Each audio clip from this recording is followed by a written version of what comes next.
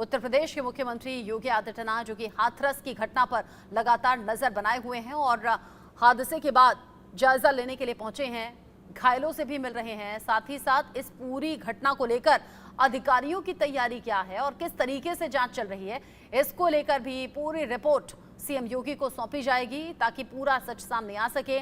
जो इस पूरे मामले में आरोपी है, चाहे वो आयोजन करता हो या फिर सूरजपाल सिंह उर्फ भोले बाबा, जिसके सत्संग में लोगों से सुनने के लिए, देखने के लिए पहुंचे थे, उसको लेकर भी अब यहां पर अधिकारियों से पूछा जा रहा है। ये पूछा जा रहा है कि किस तरीके से अभी तक के एक्शन हुए हैं और कहां छिपकर बैठा है सूरज बाबा, जिस तक पुलिस पहुंच नहीं पा रही है। अब जगह जगह जो तैयारियां चल रही हैं सूरज बाबा तक पहुंचने की, वो एक तरफ है, लेकिन साथ ही साथ जो सबसे बड़ी प्राथमिकता इस वक्त है वो ये कि घायलों को उचित इलाज मिल पाए, किसी भी तरह से उनके इलाज में कोई बाधा ना आए। घायलों को मुआवजे का ऐलान किया गया है। जो मृतक हैं उनके परिवार वालों के लिए 2 लाख रुपए के मुआवजे का ऐलान किया गया है।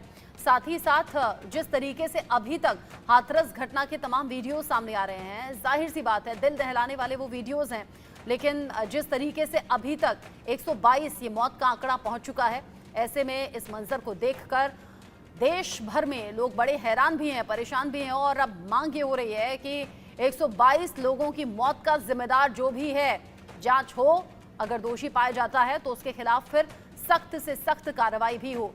रोते चीखते मासूम लोगों की कई तस्वीरें सामने आ रही हैं, जिन्होंने अपनों को खो दिया, उनका रो रो कर बुरा हाल है। हालात को कंट्रोल करने के लिए कोई इंतजाम नहीं थे। इतना बड़ा आयोजन रखा गया, हजारों की संख्या में लोग पहुंचे, लेकिन जो जरूरी एक्शंस होने चाहिए थे, जो जरूरी इंतजाम होने चाहिए थे, वो थे ही नहीं। ऐसे में अब हाथरस पहुंच गए हैं उत्तर प्रदेश के मुख्यमंत्री योगी आदित्यनाथ, जो कि घायलों से मुलाकात भी करेंगे और अभी फिलहाल जो हालात हैं उनका जायजा लेने के लिए अधिकारियों से पूरी रिपोर्ट वो ले रहे हैं। अधिकारियों के बीच में मौजूद हैं, जांच टीम बना दी गई है। जो ग्राउंड है जहां पर ये पूरा आयोजन हुआ, वहां पर डॉग स्क्वाड की टीम सुबह सुबह पहुंच गई है।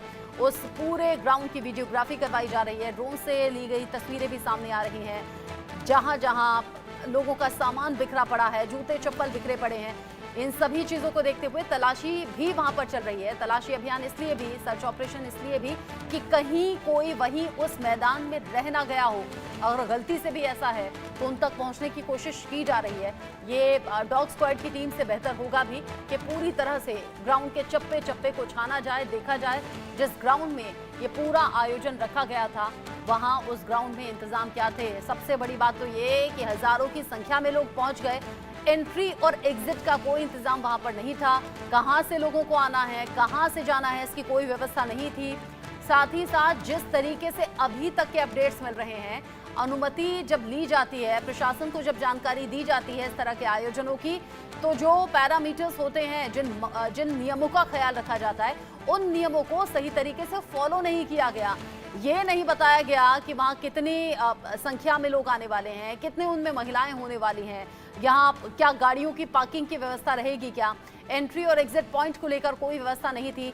सबसे बड़ी बात यह, आप गर्मी के मौसम में इस तरह का आयोजन कर रहे हैं, कूलर पंखे की कोई व्यवस्था वहां पर नहीं थी। इतनी भीड़ को देखते हुए खाने का कोई उचित इंतजाम नहीं था। जब इतनी ज्यादा भीड़ पहुंच गई और जब इस तरीके से भक्ति में डूबे अखिलेश यादव को, कैसी अर्थव्यवस्था है जो आप कहां पहुंचाना चाहते हो? ये सब इनकी बातें झूठी हैं। जिम्मेदार अगर कोई है तो उत्तर प्रदेश की सरकार जिम्मेदार है, जिसकी वजह से इतने बड़े पैमाने पे लोगों की जान गई है। देखिए, सीएम के जाने से किसी की जान वापस नहीं आने वाली है। ये अगर उनके अंदर दुख था, सरकार के अंदर दुख था, तो पर्याप्त इंतजाम करने चाहिए थे प्रशासन के, और पर्याप्त इंतजाम करना चाहिए था अस्पतालों में, दवाई में। आज सरकार के पास क्या है? अगर कोई इमरजेंसी आ जाए, अगर कोई डिजास्टर अचानक हो जाए, कोई घटना हो जाए, तो सरकार के पास क्या इंतजाम है? क्या पिछले वर्षों से इतने से सरकार चल रही है, बस यही इंतजाम किया है कि लोगों की जान चली जाए? और उत्तर प्रदेश में कोई पहली घटना नहीं है जहां इस तरह की लापरवाही देखने को मिल रही हो। इस तरह की घटनाएं दोबारा ना हो, उसके लिए प्रशासन को और सरकार को जिम्मेदारी से काम करना पड़ेगा। और इस तरह के बड़े आयोजन में कोई न कोई एसओपी बना करके रखनी चाहिए।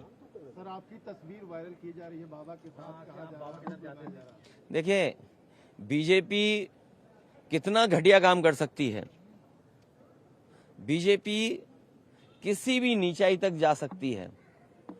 बीजेपी का अगर आप, जैसे आप पत्रकार साथी हैं, अगर आप उनके मन की बात ना करो, मन मर्जी की बात ना करो, तो सबसे पहला काम होगा आपको नौकरी से निकालना, और दूसरा काम होगा उस चैनल का बजट कम करना। ये कोई नई बातें हैं क्या?